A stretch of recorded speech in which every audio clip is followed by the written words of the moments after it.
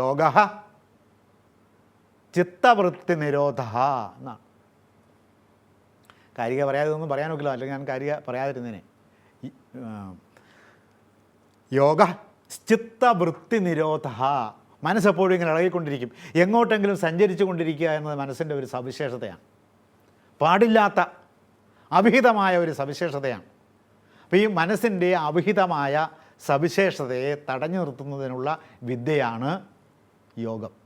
അപ്പോൾ മനസ്സിനെ പരിപൂർണമായ നിശ്ചലതയിൽ കൊണ്ടുവന്ന് നിർത്തുകയാണ്. ചലിക്കാനേ പാടില്ലാത്ത അവസ്ഥയാണ്. പരിപൂർണ നിശ്ചലതയുടെ ഘനീഭൂത അവസ്ഥയുടെ പേരാണ് യോഗം.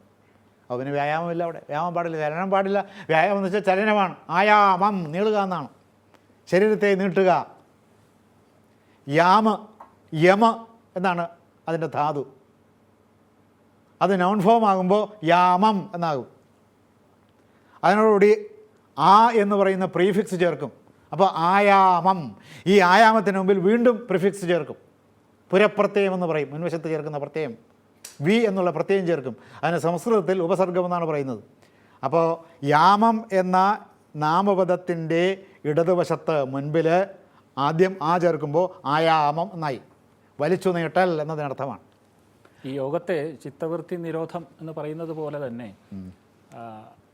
എൻ്റെ അറിവ് ശരിയാണെങ്കിൽ ഗീതയിലെ ഭഗവാൻ യോഗ കർമ്മസ്വ കൗശലം എന്നും പറയുന്നു.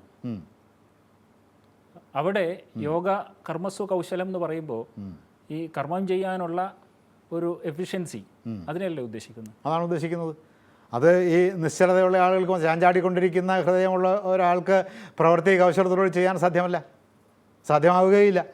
പ്രവൃത്തികളെല്ലാം പതറിപ്പോവും, ശ്രദ്ധ വികേന്ദ്രീകൃതമായി പോകും, ലക്ഷ്യം മനസ്സിലില്ലാതെ പോകും, ലക്ഷ്യത്തിൽ കർമ്മത്തിൻ്റെ ഫലം കൊള്ളാതെ പോകും. അതിന് വേറെ അനേക തരത്തിലുള്ള അർത്ഥങ്ങളുണ്ട്. ഈ ഹരി പറഞ്ഞ ഒരർത്ഥം ഞാൻ സമ്മതിക്കുന്നുവെങ്കിൽ തന്നെയും അതൊക്കെ ചർച്ച ചെയ്യാൻ സംഗതി വരുമെന്നാണ് എനിക്ക് തോന്നുന്നത്. ഭഗവത്ഗീതയിലേക്കൊക്കെ കയറിയാൽ നമുക്ക് ഒരു രക്ഷയില്ലാതെ വരും. അപ്പോൾ യോഗത്തിൻ്റെ എല്ലാ സ്വാഭാവികമായ സിദ്ധികളെക്കുറിച്ചും ചർച്ച ചെയ്യുന്നതിലെ ഒരു വളരെ മൈനർ സിദ്ധി മാത്രമാണ്, വളരെ നിസ്സാരമായ ഒരു സിദ്ധി മാത്രമാണ് യോഗ കർമ്മസുകൗശലം എന്ന് പറയുന്നത്. യോഗം സമത്വവിച്ഛേദേ. ഇങ്ങനെ യോഗത്തെ സംബന്ധിക്കുന്ന അനേകം പ്രസ്താവങ്ങൾ ഇതിനകത്ത് വരും. അപ്പോൾ അത് നമുക്കവിടെ തൽക്കാലം അങ്ങനെ നിൽക്കട്ടെ. അപ്പോൾ വ്യായാമം എന്നതിനെ വിശേഷിപ്പിക്കാനേ വയ്യ. സ്റ്റിൽ പോസാണ്, നിശ്ചല അവസ്ഥയാണ്.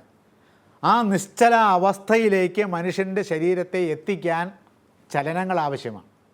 ഇപ്പോൾ ധനുരാസനം ചെയ്യുന്ന, അല്ലെങ്കിൽ ഭുജംഗാസനം ചെയ്യുന്ന, അല്ലെങ്കിൽ ഹലാസനം ചെയ്യുന്ന ഒരു വ്യക്തി ഹലാസനത്തിൻ്റെ പൂർണ്ണതയിലെത്തുമ്പോൾ നിശ്ചലതയാണ്, അവിടെ അനക്കമില്ല.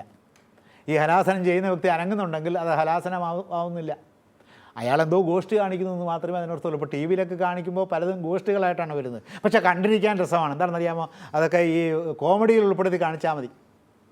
ടി വിയിൽ കോമഡി ഉണ്ടല്ലോ പ്രത്യേകം. അപ്പോൾ ഇത് യോഗാസനം ഒരു കോമഡിയിൽ പെടുത്തി കണ്ടുകൊണ്ടിരിക്കുകയാണെങ്കിൽ നമുക്ക് ചിരിച്ച് മണ്ണ് കപ്പാം. കോമഡി ഷോ ആയിട്ടാണ് പല യോഗാസനങ്ങളും വരുന്നത്. ചിലപ്പോൾ അത് ഉപദേശിച്ചു കൊടുക്കുന്ന ആചാര്യൻ്റെ കുഴപ്പമായിരിക്കില്ല. ആചാര്യൻ തന്നെയും പല ആചാര്യന്മാരും ഇത് വ്യായാമമായിട്ടാണ് കാണുന്നത്. ആരോഗ്യ സംരക്ഷണത്തിനുള്ള വ്യായാമം എന്നുള്ള നിലയിൽ ഇതിനെ കണ്ടാൽ. അല്ല, പാശ്ചാത്യ രാജ്യങ്ങളിൽ ഏറ്റവും കൂടുതൽ കമ്പോളമുള്ള ഒരു സംഗതിയാണ് യോഗ. ഈ പറഞ്ഞ വ്യായാമം എന്നുള്ള അർത്ഥത്തിൽ വിറ്റഴിക്കപ്പെടുന്ന യോഗ. വിനോദസഞ്ചാരികളെ ഏറ്റവും കൂടുതൽ ആകർഷിക്കുന്നത് ആണ് ഈ യോഗ. അതിപ്പോൾ വിറ്റഴിക്കാനുള്ളൊരു ശ്രമം എന്നതിൽ കവിഞ്ഞാൽ അതിന് അർത്ഥമൊന്നുമില്ല. യോഗ എക്സസൈസ് എന്നാണ് പറയുന്നത്. അപ്പോൾ യോഗം എന്ന് പറയുന്നത് എക്സസൈസേ അല്ല, പരമനിശ്ചലമായ അവസ്ഥയാണ്. എന്താണ് ഈ പരമനിശ്ചലമായ അവസ്ഥയുടെ പ്രത്യേകത, സവിശേഷത? പരമനിശ്ചലമായ അവസ്ഥയാണ് ബ്രഹ്മം.